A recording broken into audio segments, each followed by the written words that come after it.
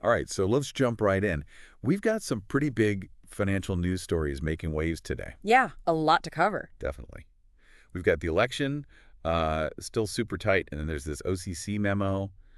It's got people a little freaked out, to be honest. Plus, GameStop is back in the spotlight. Right. Yeah, some wild theories are popping up. Yeah, it's a lot. And it all feels very interconnected. It does, doesn't it? Like Yeah. every sector is feeling the heat right now. It's kind of hard to know what to focus on first. Right. Maybe let's just start with the election. Seems like a good place to start. Sure. I mean, it's Harris versus Trump, right? Right. And it's still incredibly close, Yeah, neck and neck. neck and neck. Yeah. 538's giving Trump a slight edge. I think they're saying 53%. But, I mean, come on. Anything could happen between now and Election Day. Oh, absolutely. I mean, this election, it feels different. It does, right. Yeah. Almost like it's a symptom of something bigger. What do you mean? Well, we're seeing this intense polarization everywhere, not just in politics. Right. It feels like a fundamental divide in how people view systems, view authority. And that brings us to this OCC memo. It's got people talking. They're warning about market volatility, maybe even intraday margin calls during election week. Yeah, that caught my attention too. Hey, margin calls. That's serious stuff, isn't it? Yeah, it definitely suggests that financial institutions are preparing for some serious fallout. And we know how quickly things can snowball, right? Right. Think back to 2008. Oh, yeah. It's a good reminder that seemingly isolated events can trigger these cascading consequences. It's like dominoes. One institution goes down and the whole market could follow. Yeah, Yeah. especially in a climate where trust in institutions is already so fragile. Right. And then you layer on the anxieties about the election, the economy, it creates a very potent mix. Makes you wonder what we're missing. What's lurking beneath the surface. Right. What are we not seeing? Okay, so speaking of not seeing things, let's talk GameStop. Oh, wow. GameStop. Feels like a lifetime ago. I know, right? What happened to 2021? Seriously. But there's this Kansas City shuffle theory. It's popping up on Reddit. And honestly, it's got me rethinking the whole saga. Oh, the Kansas City Shuffle. That's a good one. Have you heard of that? Yeah, it's a classic misdirection tactic. Basically, you get everyone looking one way while you make your real move somewhere else entirely. Exactly. And some people are saying, what if all that GameStop hype?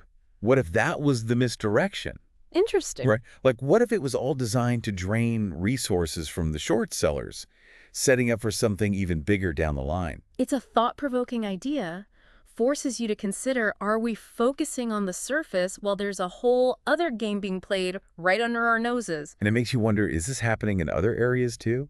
I mean, this whole idea that the system is rigged, it's not just a Wall Street thing anymore. Have you heard about this whole Peanut the Squirrel and Fred the Raccoon situation? I have. It's a strange one. Right? Like you've got these beloved pets in New York City, Yeah. and they were sadly euthanized by the city. Yep. And the public reaction has been intense. People are outraged. They're accusing the government of overreach. It seems like, another example of people feeling like the system just isn't working for them. Yeah, I see the connection. It's like GameStop, but with squirrels and raccoons. Right. It speaks to that same underlying distrust, that feeling that the rules are being made by someone else, for someone else. And then you've got this Reddit deep dive into the Federal Reserve. It's making the rounds. Basically, it argues that the Fed is an engine of wealth extraction. Right, I saw that. It's a complex issue. It is. But the argument is that certain said policies, things like quantitative easing, low interest rates, they might actually be benefiting the wealthy at the expense of everyone else. Yeah, the idea is that these policies can create asset bubbles, Right. which primarily benefit those who already have significant assets. So we've got this perfect storm brewing, right? We've got a nail-biter election. The OCC is warning about market turmoil. There are whispers of a Kansas City shuffle happening on Wall Street. And on top of all that, you've got this growing sense that the system is rigged. It's definitely a lot to unpack. It is. Makes you wonder where we go from here. Yeah, it does. It's easy to get caught up in all of this. I mean, it can be a lot, right? Makes you feel powerless. It's true. It can feel like we're just along for the ride. But I think that's why these conversations are so important. I agree. The more we understand, the better we can navigate these systems. Right. Knowledge is power. Exactly. So let's shift gears a little. How does all of this affect our listeners, people trying to make sense of their own finances and all this All right. chaos? Because, I mean, what can they actually do? Well, first of all, don't panic. Right. Easier said than done, I know. Yeah. But it's important to remember you have more control than you think. focus on what you can control. So what can people control? What are some practical steps our listeners can take? Well, financial literacy. That's crucial, now more than ever. Oh. Take the time to understand how things work, how inflation works, how interest rates affect investments, how the Fed's actions ripple through the economy. So, like, step one, become financially savvy. Exactly. And then diversify your investments. Don't put all your eggs in one basket, especially when it comes to assets that might be prone to market manipulation or volatility. This is where understanding things like the Kansas City Shuffle comes in handy, right? Absolutely. Critical thinking is key here. Don't just accept information at face value. Especially from, like, institutions or authority figures. Right. Question assumptions, look for evidence, consider different perspectives. Okay. So we talked about that Reddit post that critiques the Fed. Are there other financial models people should be aware of, like alternatives to the traditional system? Yeah, definitely. Decentralized finance, or DeFi, is gaining some traction. It's all about giving individuals more control over their money. More control. Okay. More transparency, a more equitable financial ecosystem. So it's not just about playing the existing game better, but about exploring new ways of playing the game. Exactly. And this brings me to another point. Community. Connects with others who share your concerns. Okay. Learn from each other, support each other, because this can feel very isolating. Yeah, it can. Absolutely. But if you can find a community, it's empowering. Exactly. We're stronger together. Yeah. And when we pool our knowledge, our resources, we can start to have a real impact. I keep thinking back to the GameStop saga.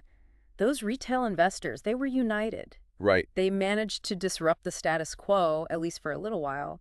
It showed what's possible when people come together. And the outcry over Peanut and Fred, while tragic, also demonstrates that power of collective action. Right. It sparked a conversation. Yeah. So it's not just about staying informed, it's about taking action, right? Absolutely. Even small actions can contribute to something bigger. Every voice counts. Exactly. And remember, change doesn't happen overnight. It's a process. It's a marathon, not a sprint. I like that. That's hopeful. I think so too. Even with all this uncertainty, we have the power to make a difference. It's funny, right? We've been talking about the election, the OCC, GameStop, even Peanut and Fred. Right. And it feels like there's this underlying theme, this tension between us as individuals and these huge systems that we can't control. Yeah, it's a weird paradox. We have more information than ever before, more tools, but a lot of people feel powerless. Right, like we're in these tiny boats in a giant ocean. And the currents, the tides, they're all controlled by these forces we don't understand. Makes you feel kind of helpless. Yeah. But that's where knowledge comes in. We can't control the tides, but we can learn to navigate them, learn to read the currents, anticipate the storms, adjust our course. So it's not about fighting the system, but about understanding it, using it to our advantage. Exactly.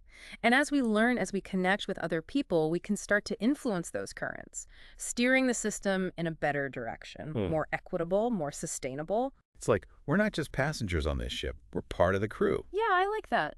We have a responsibility to understand the ship, to know how it works, and to use our skills to keep it moving forward.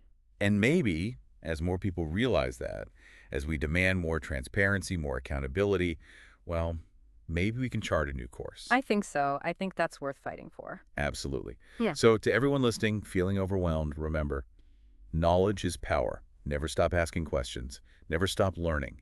Connect with others. And never underestimate your ability to make a difference. Well said. It's a journey. Understanding these systems, adapting, working together, it's a process. It is. And we'll be here every step of the way to help you make sense of it all. Thanks for listening.